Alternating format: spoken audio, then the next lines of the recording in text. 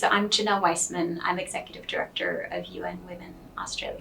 And we work to amplify the work of the United Nations Entity for Gender Equality and Women's Empowerment. So UN Women, a lot of people don't know, it's actually the youngest entity at the United Nations. So it was established just 10 years ago. We're celebrating our 10th birthday this year.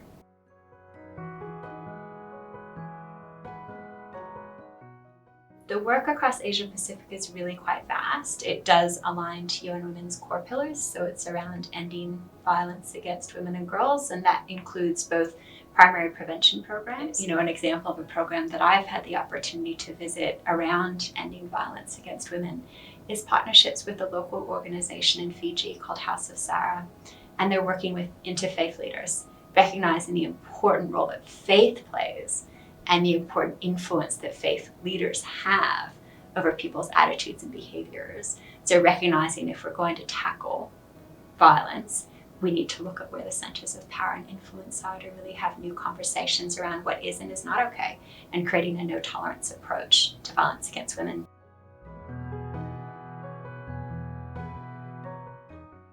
Now, something that we've seen all across the globe, but certainly our region is not immune to it, is what UN Women has coined the shadow pandemic. And the shadow pandemic is the pandemic of violence against women and girls. UN Women has worked very closely with governments to ensure that those services that exist to support survivors of violence are deemed essential services so that they cannot shut down during lockdown.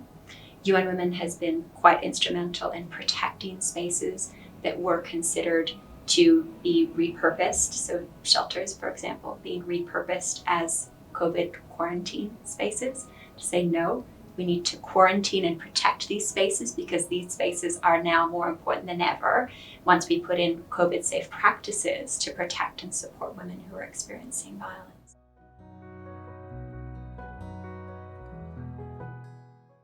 And so for me, it's really about it's celebrating the gains that we have made, but really making sure that we pay homage to, we pay tribute to people who are putting their lives on the line every single day, that we share stories, we amplify the importance of continuing to support their work.